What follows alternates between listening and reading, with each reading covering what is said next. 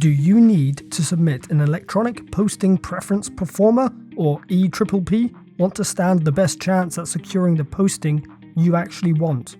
Stick around, I'm breaking it down step by step so you can nail it and avoid losing out to someone else.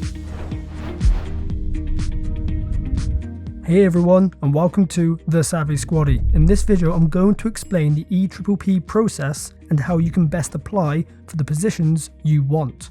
Before we get into it, I just want to say that I have been given permission to make this video and to show you the career management portal, aka My Career, which is an internal app not accessible to the public. I remember when I first had to do an ePPP, I didn't have a clue and I had to sit through an hour call to help explain it. This short video will show you how to properly represent and sell yourself to the board who will decide what job role you will do next. Also, I know this is not directly financial related content, but not effectively completing your ePPP could have negative financial implications. Let me know if you'd like to see more content like this from me. Anyway, first off, what is ePPP? Well, it stands for Electronic Posting Preference Proforma, and in simple terms, it's how you apply for job roles within the military. You could be required to complete an ePPP if you are selected for promotion or due posting as you're coming to your FAD or future assignment date. You should be informed if you need to complete one. So, where do you fill out this electronic proforma? There are two options. One is via LUMS on ModNet and the other is via the Career Management Portal on Defence Gateway. This can be accessed on your own Civi laptop or phone, and it's this method which I will be showing in this video. They both have the same functionality and require the same input from you, they just look a little different. The CM Portal logo on Defence Gateway has a green background with a white star and a soldier in front of it. Gives me American vibes, but that's the one you want to click on. Once you click on it and the portal opens, you will be greeted by the homepage. The My Profile box contains the key bits of information in relation to your career.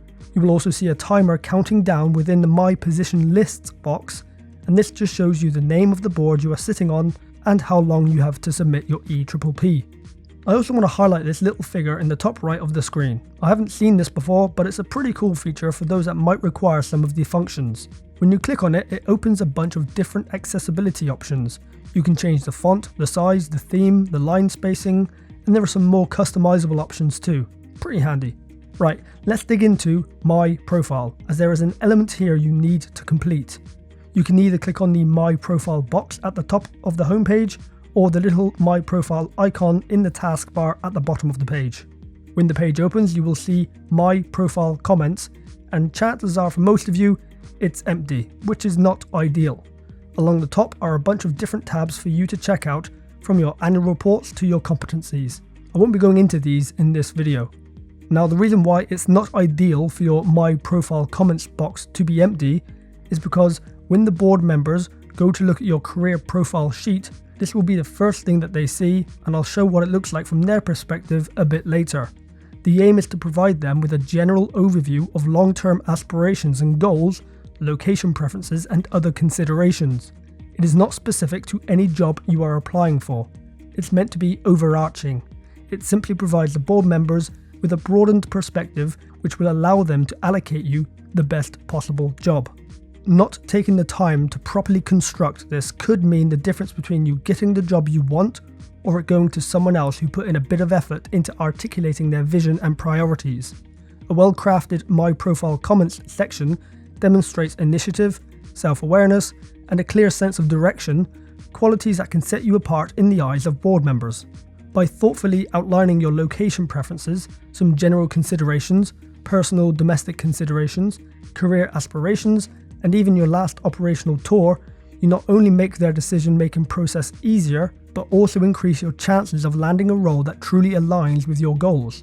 Don't leave it blank or vague. Use this opportunity to showcase who you are and what you're aiming for in your career. When filling this out, you want to make sure there are no grammatical errors or spelling mistakes.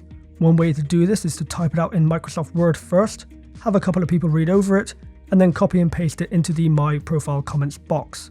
There is further guidance available by clicking the little I icon next to the heading. There is also a limit of 2,000 characters, not words, and do not use any special characters either. For example, here is a potential option. We can see that I have clearly and concisely provided an overview of my career and where I would like to go. I have provided additional context which the board members can consider when deciding my future job role.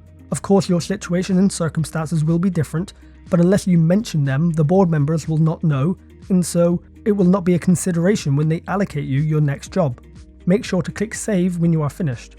Now that we've completed the My Profile comments, let's have a look at the positions list.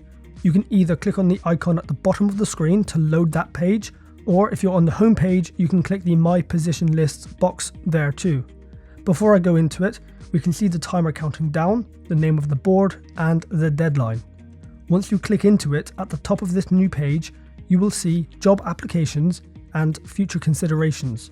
For most people completing an ePPP, the job applications tab is the relevant one. Click on the drop-down menu and select the board that you are running for. If you have not been told or you are unsure, speak to your RCMOs. The number in the bracket refers to how many choices you have. Click on the board and then click search. All of the available jobs now populate on screen. This is a mock board created for the purposes of this video. Depending on how many jobs are available, it can be quite hard to navigate and find what you want. So use the filter option at the top to highlight those that are relevant to you, depending on location, trade, organisation or career fields. Use the small eye icon on each job option to find out more information pertaining to that specific role. And for the ones that take your fancy, you can give it a thumbs up. This shortlists it and will keep it at the top of the page, so you don't need to worry about losing it amongst all the other job roles. Shortlisting does not mean you have applied for it, and you do not need to apply for a job you have shortlisted. It's just another filtering option for you to use. Something to keep in mind, if there happens to be 4 similar job roles within the same unit you wish to join, then shortlist and apply for all 4. Don't think that because you have applied for one, you will be considered for the other 3 automatically, because you won't. So, I have gone through the list, shortlisted jobs that appeal to me. Now it's time to apply, which I can do by pressing the obvious green apply button for that job. A new window now pops up. At the top is the job I am applying for, and below that are 3 different boxes which require an input from me. First up, what preference is it? Is it my first, second, third choice, etc.? Below that is my level of interest. There are 3 options here: would love, wouldn't mind, and not preferred. You would only use not preferred if you have been told that you need to put certain jobs down, but they don't interest you. If you are not required to do this, then none of your picks should be a not preferred, as you wouldn't normally apply for a job you don't want. So for this example, this job is a preference 1 and it's a would love. Next up are the notes. This is where you need to sell yourself for that specific job role. Why would you be the best fit for that position? Remember, you are competing for these jobs against other serving personnel. You need to take this seriously. Click the little eye icon for further guidance. As with the My Profile comments, I've already constructed my narratives within Word, ready to be copied and pasted into the notes box. For this video, I've been provided an example to help show you how to best structure it. At the start, I have a bluff, or bottom line up front, and that simply states that this job role is my would love one. I then go through the format of KSE-B, or knowledge, skills, experience and behaviours. To back up what I say, I make sure to reference relevant qualifications and annual reports. Feel free to pause to have a look at what is on screen now. Just make sure you change it to fit you and your situation. Keep the layout and structure clean, easy to read and professional. Make life easier for the board to digest the important information you have provided for them. Once you are happy, click Submit. Now, back at the job list page, I can see the job role that I have applied for, and in the top right corner it shows that this is my would love one. I can also edit it should I choose to. Perhaps I spot a different job for my would love one and want to move this to my would love 2. Very easy to do. But once that timer hits 0, then whatever I have applied for, the preference and the level of interest I've allocated it, and the narrative I have provided will be saved and locked from further editing. So it's really important to use the time allocated to best effect. Construct a properly written, well-articulated narrative which sets you up for success. Don't just think because you're a high performer you will get the promotion and your would love one. For example, Joe and Jane came off the promotion board. Joe scores 40 points and Jane scores 37.5. They both put in for the same job as their would love one. Joe does not have the relevant qualifications, but is happy to do the course when he arrives at unit. However, Jane already has all the required quals and experience. Jane is more likely to get the job as she has a better fit for that role than Joe, despite scoring lower. Now, if they were both equally qualified, Joe would get the job as he has scored higher. So scores by themselves are not everything, but when matched with required quals, will set you apart. If you are after a specific job role in your career, then speak to your RCMO so they can assist you with getting those qualifications.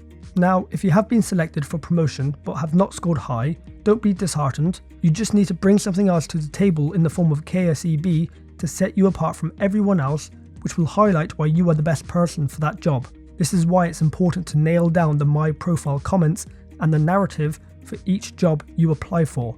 Also, don't copy and paste the same narrative for each job. Change it up a bit so it's relevant for the role you are applying for. There will be similarities, but it shouldn't be the same. Another point to note is to make sure the narratives you have typed out for each job application do not contradict what you have written in the My Profile comments box. If it does, then explain why in a narrative to clear things up for the board. As an example, you might have applied for a job down south when your location preference states north, but the job down south will offer you something niche that the options up north do not. So just keep that in mind too. And that's it. That is how you submit your ePPP through the CM portal on Defence Gateway. Once the timer ends, the application window closes, the board will sit, your fate will be decided, and you will be notified a month or two later on the outcome. In case you're curious, here is what it looks like from the board's perspective. So here is the back end of the board that was created for this walkthrough. The board can see all of the runners, their details, which I've intentionally covered up for this video, how many jobs they have applied for, and then there are two options, the CPS or career profile sheet and AR or annual reports. So at the click of a button, the board can go in and see what you wrote in your CPS. And here is what that looks like. Now, can you imagine if you went to board and this was blank or very little effort was put in? Not a good look or first impression.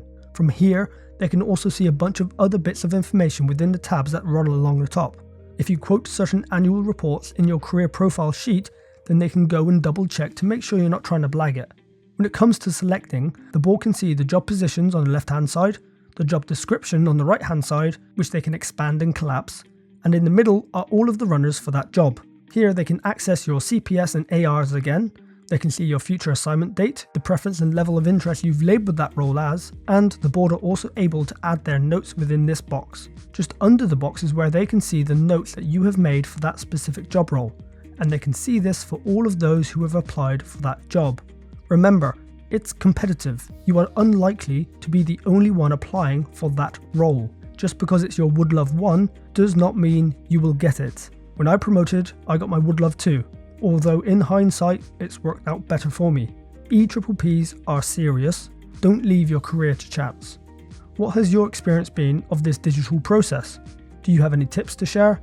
Let me know in the comments below. Thank you all for watching. If you liked what you just saw, please hit the subscribe button up there. And if you want to see some more videos, click over there. See you soon.